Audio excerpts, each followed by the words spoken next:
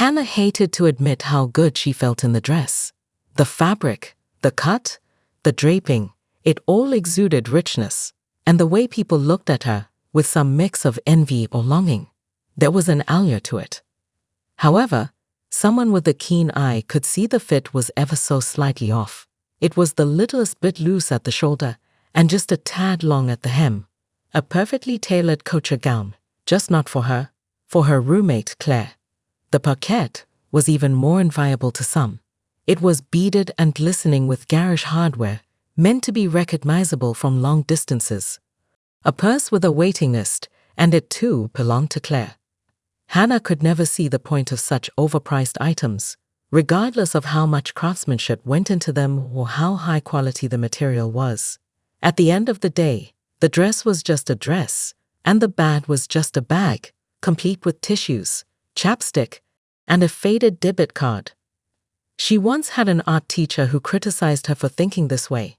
He'd said she lacked imagination and an appreciation for the romance of high art. But to her, the least imaginative thing you could do was let the price of something determine how good or bad it was. Regardless, the extravagance was needed tonight. It was her camouflage and armor as she stormed the keep that was the art world. She nervously turned the invitation over in her hand, the gold letters VIP catching the light. It was heavy, made of metal, and like the dress and bag, belonged to Claire. A courier had delivered the card in a black hexagonal lacquered box, and Hannah knew that this was her chance. Claire would be out of the country. The timing was perfect. She felt momentarily bad about all this, but remembered Claire saying, "You just need to do what it takes and be willing to work hard. No one works hard anymore." It always seemed to be people who were fully funded by their parents and had never really worked for anything that tried to equate wealth, or lack thereof, with work ethic. The thought assuaged any lingering guilt she had. She arrived at Pier 33 and walked down to what looked like a small toll booth at the end. 2 men stood on either side. She produced her invitation, and they scanned it. "Your phone, please," one said, opening a metal case with a lock, a requirement from the artist. She handed it over, and the men stepped aside. A set of elevator doors opened.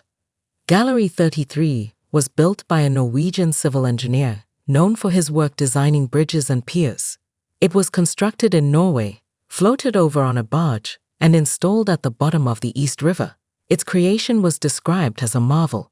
The elevator moved quickly down a glass shaft with a view of the gallery below, illuminated in the cloudy water. It was a concrete block punctuated by strips of glass that echoed the surrounding pilings. She stepped into a short hallway and through a door into the darkened gallery. She was the last to join the group of about 20. Some attendees she recognized from art magazines and society pages. Others, she assumed, preferred the perks of anonymity. Margot, a severe-looking woman and the gallery owner, was addressing the group when her eyes landed momentarily on the late arrival and stayed there. Hannah flashed her invitation before putting it back in her bag, which seemed to assuage Margot, at least for the time being. "Thank you all for coming tonight. As you have probably guessed by the secrecy and flair, we have been graced with an installation by the esteemed artist Hex." The crowd clapped appropriately. "He naturally wishes to keep his identity secret, so he will not be in attendance, but you can direct any inquiries to me, and I will convey them to him personally." A man from the crowd asked then, with a hint of incredulity, "You've met him then?" "Hex?" "Of course," Margot said, flourishing her hands. "I know everyone." The crowd chuckled and clapped again, restrained but politely. "Well, enjoy yourselves. Champagne is at the back." The gallery was dark.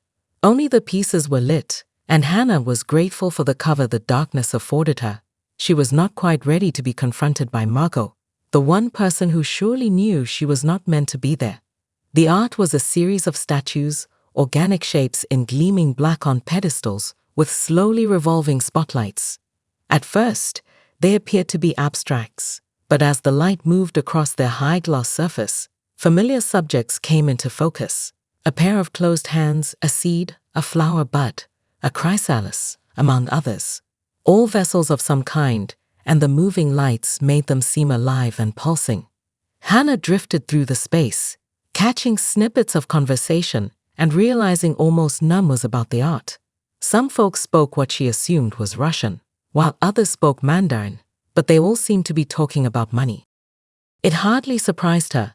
Money and the art world were inextricably linked. The galleries were owned by the magazines, and the magazines were owned by the patrons. When a new artist was found, often by a patron, they were featured in the magazine while highlighting an exciting upcoming show.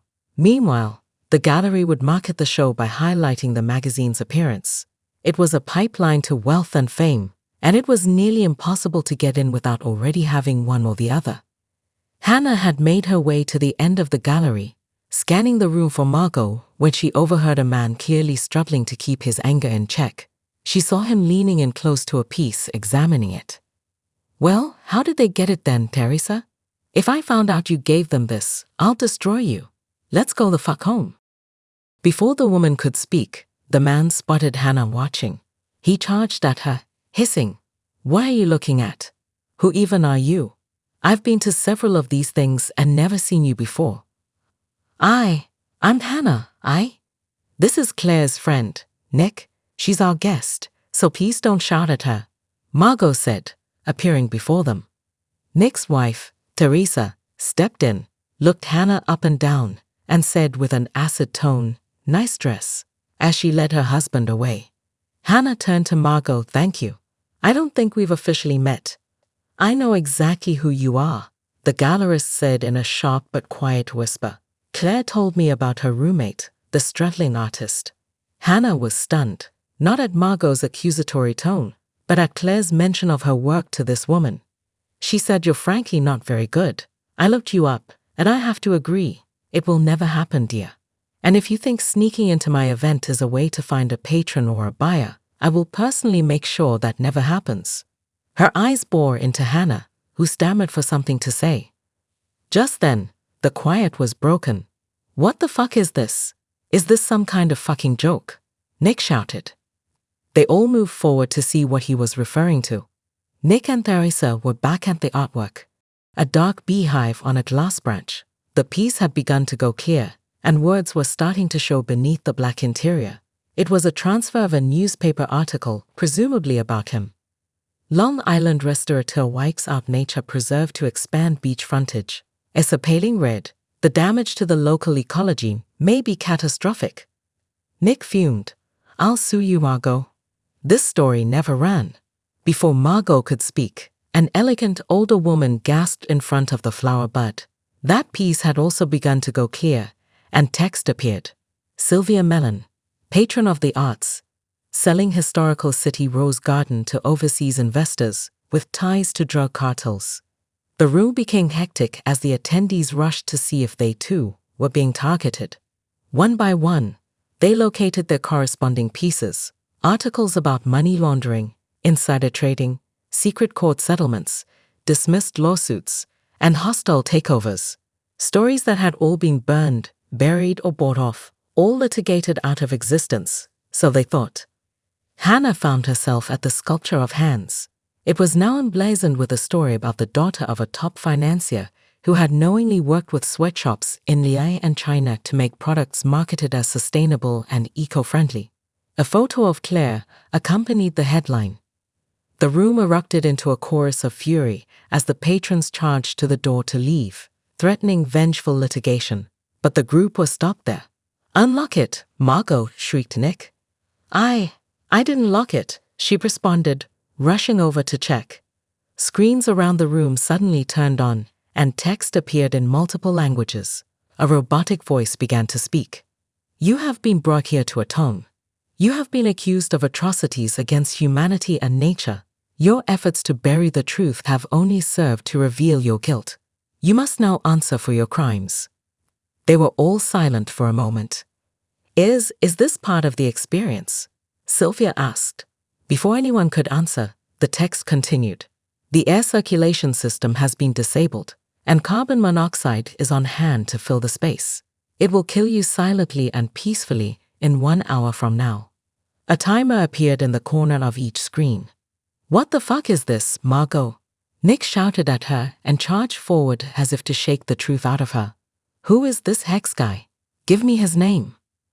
I don't know, Marco stammered. I lied. I never met the artist. We only communicated through email. He sent groups of subcontractors to install everything. You idiot, you did this.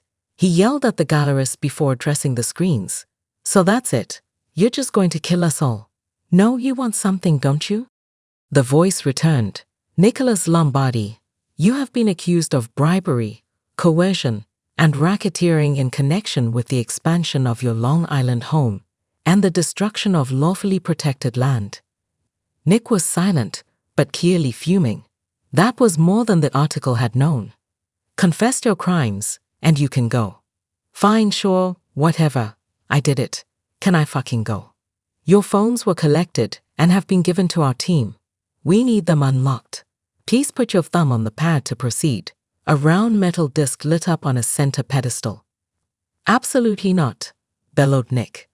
All participants must agree to the release of their personal information for trial by the public, or no one may leave.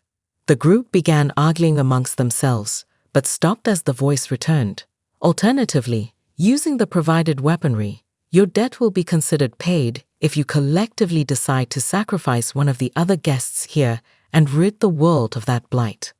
The group went silent. It was by far the most tempting offer they'd received so far. Meanwhile, the artworks had begun to move. They each opened, revealing a gleaming golden weapon inside. A few guns and knives, a spray of some kind, and other less conventional means glimmered under the moving lights. The room was frozen as they looked at the weapons. We should just confess, Sylvia said. We have enough money to hire PR firms to spin it. Easy for you to say, Nick barked in response. You're old as dirt. Plus, I have other shit on my phone that would get me killed. They'll have access to everything. They thought of their phones then, and all they unlocked. There was much more to lose. It wouldn't work anyway, Margot interjected. It was supposed to be Claire here tonight. Hannah had been trying to move as far away from the commotion as possible, foreseeing a dark potential outcome. They all turned to her then. So it's her fault, Nick screamed, his eyes burning. I just wanted to see the art, Hannah stuttered. Oh please, barked Teresa, getting up in Hannah's face. And is that why you took Claire's dress? Yeah, I recognize it. Looks like shit on you anyway. She seemed proud of herself for telling another woman she looked bad. It's her fault, we can't just leave, Nick screeched. It should be her. Another man, who had barely spoken, added, I'm a lawyer, and I could probably make a case for unusual or mitigating circumstances, maybe even self-defense, given we don't know why she is here. Perhaps she means us harm. What? Wait, no. All I did was crash an art opening. I don't mean any of you any harm. I could see it, said Nick coldly. She is the reason we can't leave safely. Her theft has put us all in danger. Isn't that something like felony murder? Like being an accomplice in a way? I could make the case. The lawyer agreed. Then you shoot her, lawyer man, Teresa interjected, pulling her husband back. Oh no, I should remain a bystander so I can provide counsel. It didn't matter though. Nick had made up his mind. He stared at Hannah like a hunter with a deer in his sight, and he already had the small golden pistol in his hand. He pointed it at Hannah and hesitated momentarily to see if anyone would intervene. They didn't. Pope? The screaming was almost immediate, but not from Hannah. It was Nick. He'd dropped the gun and fallen to the floor, his hand a bleeding, mangled mess. What happened? Did it malfunction? The lawyer yelped. Holy shit, his hand. I think he lost a finger. Teresa screamed. He's gonna bleed to death. We need to get out of here. She spun and snarled at Hannah, then rushed over and picked up a small golden crossbow. To the screens she shouted, I'll do it. And she pulled the trigger. Hannah flinched at the snap and whoosh of the arrow slicing through the air, but the sound ended nearly the moment it began. Teresa stumbled backward a step before collapsing on the ground, dead. A metal rod protruded from her forehead just between her eyes. Someone screamed at the sight. The few other attendees who had picked up weapons all returned them quickly to their spots and backed away cautiously, realizing they were rigged to turn on their bearer. "Thank you for revealing the worst of you." The voice and text appeared again. "And for implicating yourselves as accessories to murder." The countdown clock stopped and cleared, and then reset with 30 days and began counting down. "You have been emailed a list of demands." The voice continued as the screens showed footage of what had just happened on a loop. "You have 30 days to meet the demands and make reparations for your crimes. All properties must be listed, shares relinquished, and company stakes divested by the end of the countdown. If you do so to our personalized specifications, you will be left in peace to attempt to rebuild what's left of your life. If not, this footage and your dossier will be made public. This is our final transmission." The screen switched back to an image of the group and simply stated, "Recording in progress," as the seconds and minutes were already slipping away. "I don't know." The message came from his verified account. He has a huge social media following. I assumed it was real, but they're like a cult. Margot had already returned to her previous facade of being exasperated by everyone and everything, and she was currently admonishing a detective. It must have been a sick prank. But then she saw Hannah leaving the police station. "Hannah, I'll call you tomorrow, my dear," she called out, her eyes piercing but pleading. "I can't wait to see your work in person. It's really going to shape the art world." Hannah sighed and looked at her wearily but nodded. She was the one loose end, and since killing her hadn't worked, they'd pivoted to bribery. She knew if she didn't accept that, they'd probably try the first option again, so she went along with the story. They would all get their due in the end. Her phone rang as she stepped out onto the sidewalk. It was Claire. News travels fast on social media. "Is that my fucking dress? And my bag?" "Hi, Claire. Suppose so." "Oh, funny. I'm pressing charges. How's that for funny?" "I saw the article, Claire, about the sweatshops." Silence. "I think you probably have an email you need to deal with too," she added. "Why don't you look all that over and decide if you really want me testifying under oath?" She could hear Claire typing, then silence as she was reading. "Oh, and I'm moving out," she added before hanging up. Hannah's phone rang again. The call took a moment to connect, as encrypted calls always do. "In your email, boss." "Thanks," she said as her phone dinged the sound of a new message. "So, how'd it go?" "Perfectly." She hung up. Hannah opened the file, and there was the gallery. Each guest was tagged in the footage, their name hovering above them. She sped up the video and watched as the names swirled around the room in all the commotion. Each face, in turn, looked up and at the cameras in horror, fury, and ultimately defeat. "Now that is art," she thought.